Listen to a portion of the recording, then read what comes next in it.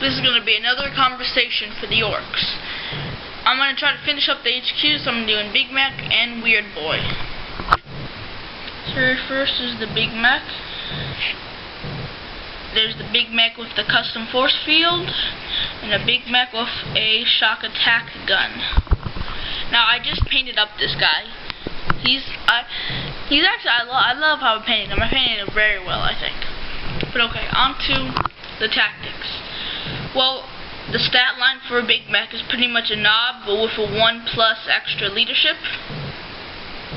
And they come with shooter or slugger or shooter, yeah, a chopper and mech tools. Now mech tools are a very thing that I really like. It's like if you're in base contact or inside the vehicle, you roll a dice instead of shooting, and on a 4+,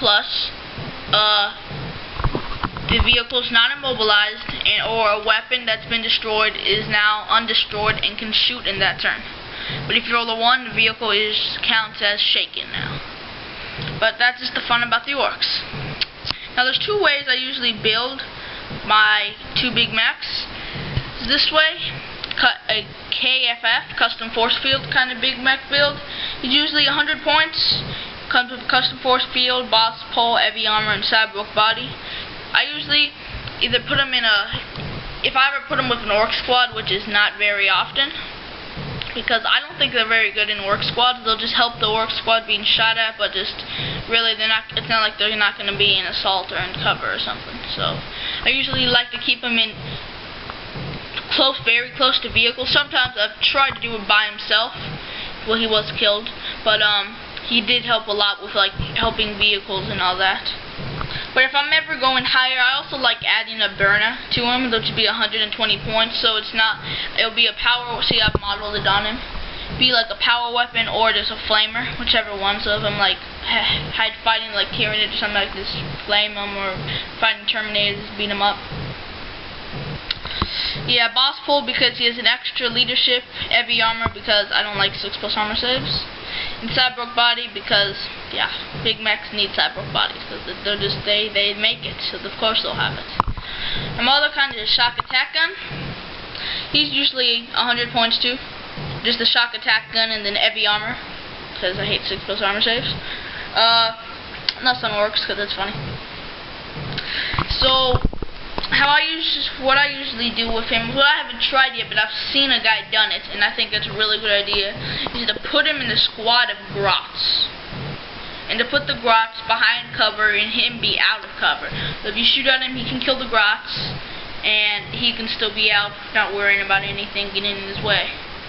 I think that's a very good idea. Until they get assaulted, and pretty much he has no way to survive.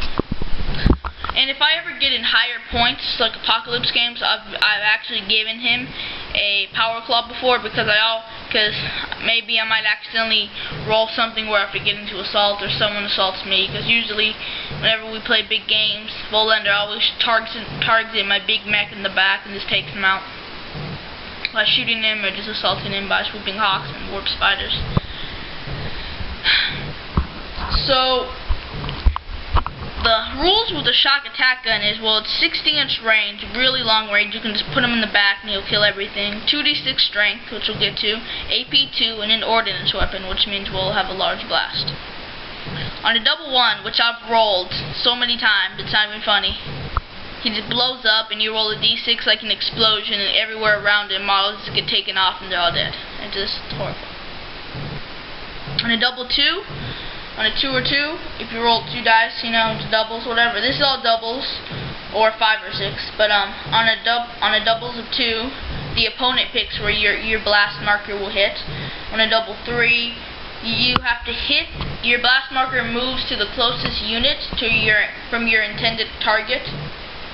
On a double 4, you instead use a small template, and you use a strength and AP of a 6. On a double 5.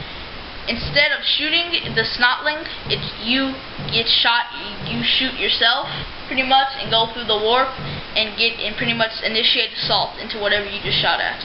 That's happened before where I've assaulted a hive tyrant, and that was not fun. I just got slaughtered. I actually was able to put a wound on him, but yeah.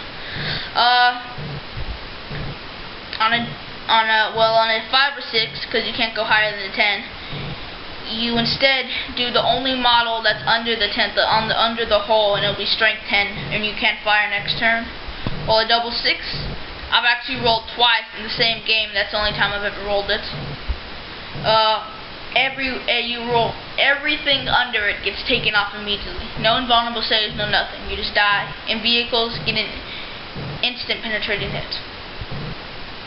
So it's very just kind of like, you're just trying to have fun with this guy. But he's still pretty good. I mean, I love shooting like Terminators with him. AP2 is still good. Usually I don't roll doubles, but I always do at least once per game.